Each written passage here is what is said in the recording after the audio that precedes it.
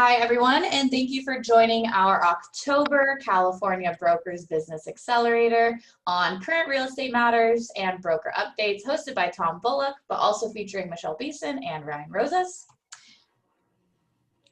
Here at Corporate, we are always looking for feedback and ways to better improve and provide the best possible tools and support to our agents. This past week, we have sent out a survey and would love for each and every one of you to take the time to fill it out. It will take less than 5 minutes to complete, and I will go ahead and put the link in the chat box of this webinar.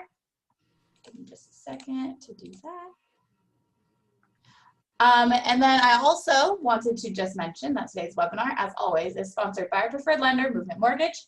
Speaking of Movement Mortgage, we do have John Bullock here from Movement Mortgage. He is one of our newer Movement Mortgage lenders, so I am going to pass the floor over to him for a few minutes and let him introduce himself. Good morning, John.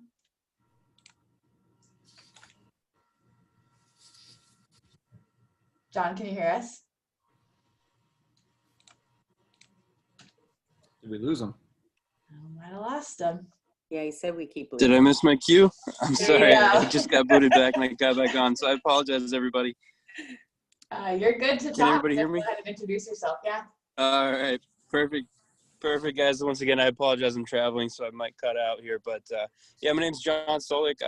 Just wanted to give a quick introduction about myself. I joined Movement Mortgage back in July. Been in the mortgage industry about 10 plus years. Worked with a very high producing team. We're closing over 200 million in volume year after year, and decided to make the switch over to Movement and just branch off on my own. So I'm happy to be here with you guys and happy to answer any questions that you might have and assist in any capacity possible. Just want to kind of touch base. Obviously, right now it's a very volatile moment in the market, as you can tell by the stock market over the past few days. And, as we approach the election, it's just going to continue to get a little bit crazier. But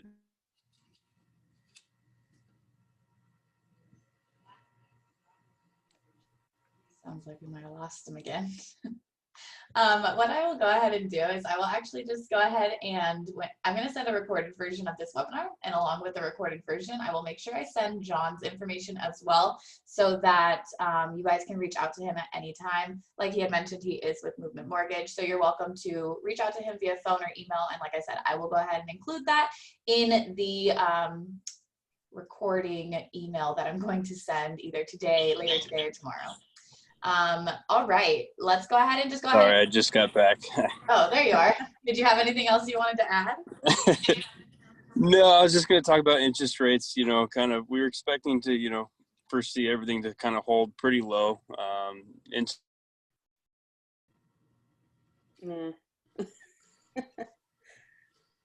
Well, I think he's not going to work. He is in his car, so he doesn't have the best service. I'm just going to go ahead and, like I said, send over his information so you guys can go ahead and talk to him if you want to learn more about what he was going to speak about. So, Tom, I'm going to pass it over to you. I do just want to remind everyone who's joining us today that if you do have questions during this presentation, you can go ahead and type them in the chat box on your Zoom control panel, and we'll go ahead and do a Q&A at the end of the presentation. So, Tom, it's all you. thank you, Tori. Part of what we'd like to do in our Broker Accelerator every month is number one, keep you updated on any new updates that are important to you and your business and your everyday movement. It's also the point is to help give you some alerts as to what might be going on, particularly in the world of COVID today. So, we're going to be covering that today as well. And then, lastly, it gives us as brokers an opportunity to, all three of us, to talk with you all and answer any questions you might have. And of course, if any questions come out of our presentation, we want you to feel free to reach out to your broker.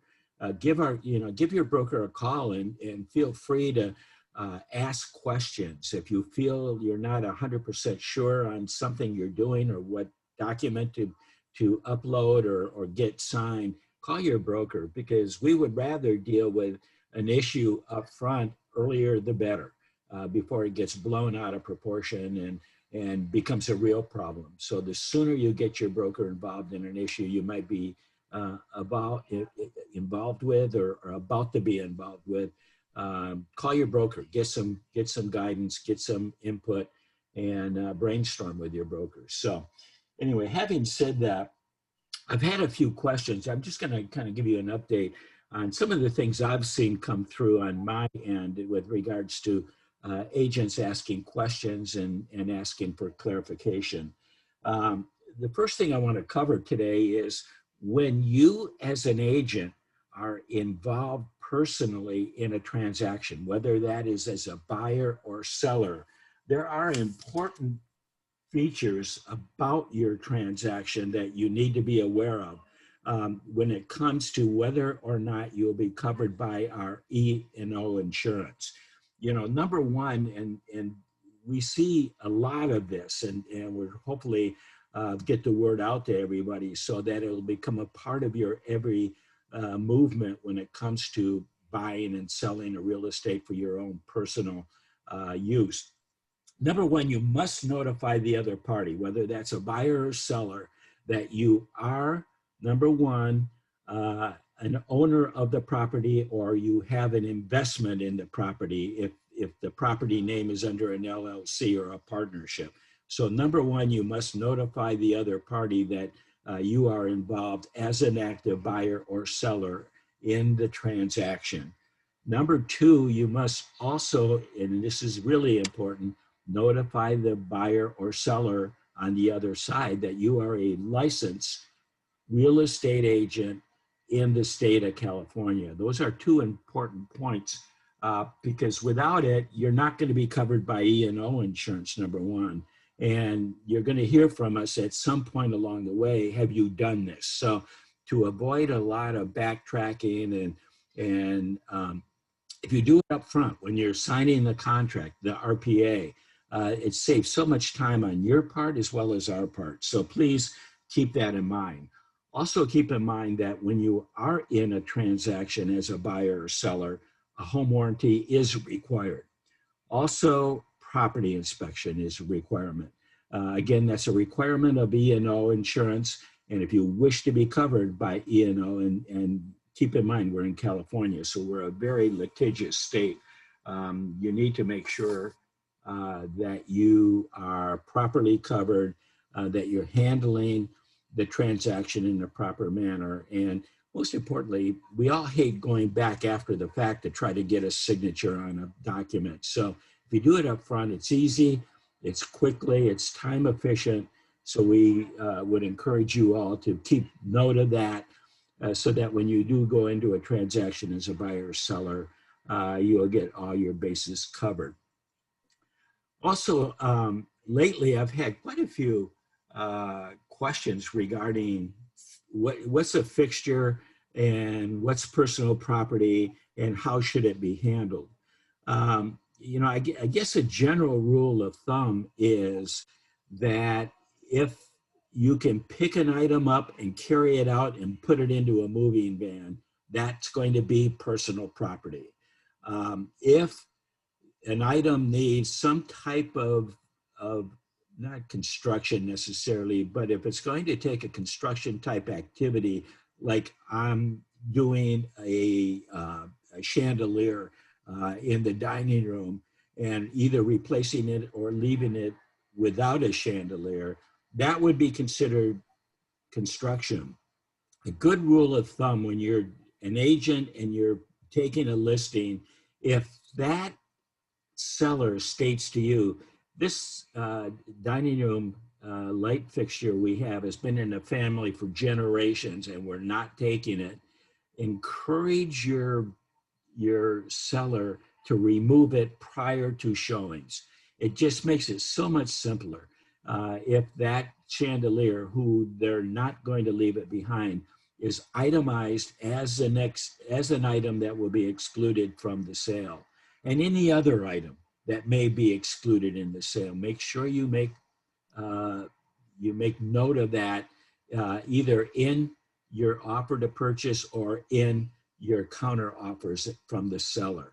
That way there's no questions. It's not going to get into an argument or disagreement later in the transaction and could lead to a cancellation based on an item that if everybody acknowledges that up front, it never becomes an issue.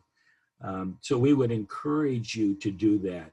And if you get, I had a situation the other day where a seller said they were going to remove wiring from the home that they had installed. The answer to that is no. If that has not been handled up front as a notification to the seller, or to the buyer, that is, then the buyer should not agree to anything that would be of any electrical removal of wiring within a property. So keep that in mind. If anything, if you can pick it up and carry it out, that's a personal item. If an item's going to require any type of construction, minor to major, then that again needs to be notified up front so that the buyer can make a good judgment call whether they're going to pursue this property as a buy or not. Personal property. If personal property is to be included, do not handle that in an RPA. That should be handled as a bill of sale in the transaction. Now, if there's going to be no charge to those personal property on a bill of sale, you can put property has no value and put a 0 out. That way it won't become a factor when it comes to the appraisal.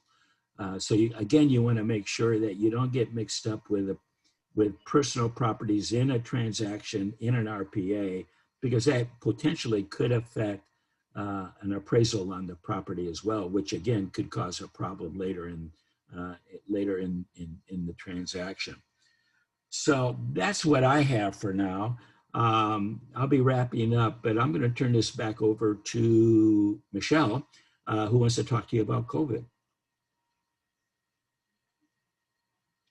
Go ahead, Michelle. Did we lose her? I had to unmute. I'm sorry. So before I go on to the COVID issue, I did want to also talk about when you see in an MLS that if they state that the refrigerator, washer and dryer, whatever it is, are included in the MLS, please be sure you also put that in the RPA, because we have seen some things happen with that where the buyer's agent sees that it says it's included in the MLS, but they don't add it to the RPA. And then the seller in turn thinks because it's not in the RPA that they don't have to leave it, so they end up selling it. And then sometimes the agents end up having to buy the, clients a washer and dryer or something because they neglected to put it in the RPA. So that's very important. Even if it says it in the MLS, be sure to add it in the RPA, things like that. So your RPA is, otherwise you're just going to have problems. And then the other thing I wanted to mention before I go on to COVID is also remember, guys, if you're listing your own property, you cannot double end it. Our E&O will not cover you. So we go over this a lot, but it seems like, we're still seeing it happen. So no double ending your own properties. Anything you have a financial interest in cannot represent the buyer when you're listing them.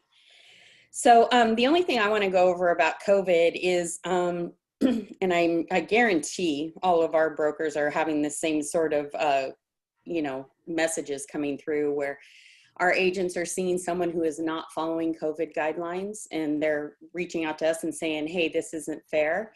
Well, everyone agrees it's not fair. And we have to remember these guidelines are there, whether we agree with them or not, they are there. And by us following the guidelines, that is going to allow us to still be able to practice our profession and earn an income. So it's imperative that we follow the guidelines. Well, the DRE is now they actually sent out a letter earlier this month saying we are going to enforce any complaints they receive. Now, keep in mind, they don't have secret agents running around checking MLS to see if people are, are not following the guidelines. And it's kind of up to us to report these infractions as we see them. So the DRE wants to encourage that. They're actually encouraging you as agents to report it when you see that people are not following the guidelines. Now, just so you know, the way they plan on enforcing it is they are going to make an attempt first to educate the agent, educate the agent's broker, So they're not just going to slap a fine on them or do some disciplinary action right away. They will make one attempt to educate that agent. So, you know, you can't educate the agent. It's not really your job, it's their broker's job. But if you do call the DRE and report the infraction, then they will get an education from the DRE. They fully intend on pursuing these complaints. And if they do it again, then they will be, and you will be if you're not following the rules, but I feel like all of you guys do for the most part. What we see is you could get fined, you could get disciplinary action. It will be serious. So I want to give you guys the number. I don't know, Tori, if you could put this in the chat for me so everyone gets it. But the number is 877-373-4542. Again, that's 877-373-4542. So if you see someone not following the rules, and what are our rules? We'll go over them real quick. Always practice social distancing. The showing agent is required to clean before and after each showing. Your clients must wear masks and they must sanitize their hands as they go in. Ideally, you'll have a station. If it's a listing, there will be a station outside with the PPE, maybe some masks, but definitely hand sanitizer. When you're representing a buyer, please remind them that they need to bring PPE. They need to have their masks. If they're ones that want to wear gloves, they can do that. Sellers can require more than what's required. It's their right to do. Just keep in mind, if the seller does want to require booties, we recommend against booties because they are a slip and fall hazard. So if the seller requires it, you need to remind your clients that they need to be very careful because it is a possible slip and fall hazard. So explain to them if they're going up and down stairs, they need to wear handrails. You need to kind of supervise that to protect yourself because, again, even though we recommend against it, sellers can require that if they want to. So that's about it for me. I think we'll pass it on to Ryan, see if Ryan has anything. I do. Thank you, Michelle. Actually, just kind of a little bit about topics that both Tom and you touched on. In regards to the personal property, I see this a lot, and perhaps it's because I have agents in the Tahoe, Truckee area, which, you know, those are second and third and vacation homes. But I feel like, kind of what Tom was saying, I feel like I'm constantly letting people know we should not be including those in the purchase agreement. We have had an agent in the past that had to pay a pretty significant amount of money because a deal fell through and personal property was included in the transaction, but it wasn't contingent upon the transaction closing. And so the buyers said, we still want the furniture, even though we didn't buy the house. So it became this interesting thing. So general rule of thumb is just keep it out, have the buyer and seller do a separate written agreement outside of the RPA. We want to make sure you guys are protected on that. And then to touch base a little bit with COVID on what Michelle was saying, just a reminder to everybody that we need a PED for everybody. I know, I feel like we've kind of said this until we're blue in the face, but that also includes you guys as listing agents. So I know we always get the PED S for our sellers, and we get the PED Vs for the buyers and the buyers agents, but we also need to have one for you guys as listing agents as well, because you have been an entrant to the property, and you also need to sign your declaration on that. The only other thing that I really wanted to touch base on today is I just wanted to remind everybody about timely submissions of your files. I do tend to see that we will get SkySlope files created where a contract had been ratified 3 weeks beforehand. And just as a reminder, you know, all documentation needs to be submitted to us within 48 hours. Part of that is we want to make sure that we are doing something in a timely manner for you guys, because we see a lot of files. And if we're getting something that's closing in the next 5 or 6 days, but has been in contract for 20 days, we're trying to scramble to get stuff done. And if there's something that needs to be updated or changed in the documentation, now we're asking you to go and get that done in a very short period of time. And then I would just ask my agents, and I'm sure Michelle and Tom would probably say the same thing. If you do happen to have a short escrow, a 10-day escrow or a 12-day escrow, something that's short, and even if you've uploaded to SkySlope right away, shoot me a text and just say, hey, Ryan, this one's closing pretty quick. Can you just keep an eye on it? That just helps me know that we've got something that we need to put our eyeballs on really quickly, so that if changes do need to be made, that we can work together on that. But that's pretty much all I have for today, unless anybody else has questions that Tom, Michelle, and I can answer. Thank you, Ryan. I appreciate all your input. And another thing too, just to piggyback on what Ryan said, make sure as you're going through your file in its completion mode that you complete the commission tab. Tom, yeah. Before submitting it, because we cannot approve the file if the commission tab is not completed. So again, to save time, you have all your documents uploaded, everything looks good, and then we as brokers go to the commission tab and it's not completed. We can't approve the file under those conditions. So please keep that in mind as well. So yeah, it's important, you know, some of the information we covered here today is really important for you to kind of be aware of. And also to, you know, just to emphasize, call your broker if anything comes up of any nature that you really are questioning, not sure if it's quite right or not. It's a good time when it first comes up, when it first, you know, pops up and you become aware that this could be an issue, to contact your broker. I can't emphasize that enough, because we can get involved at the beginning, and in most cases, we can get the issue or make sure the issue gets resolved before it becomes a big problem. So with that, unless we have questions, I don't have any more to cover. Tori, I'm going to turn it back to you.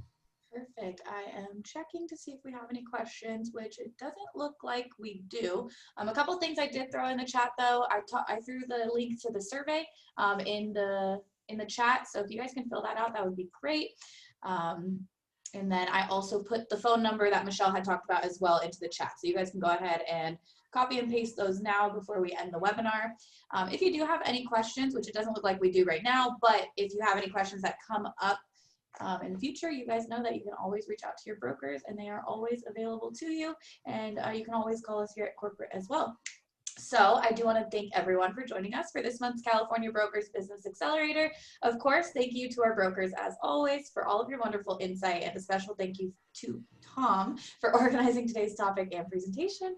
Thanks again to everyone for joining us today, and I hope everyone has a wonderful week. Bye, everyone. Thank you. Bye-bye.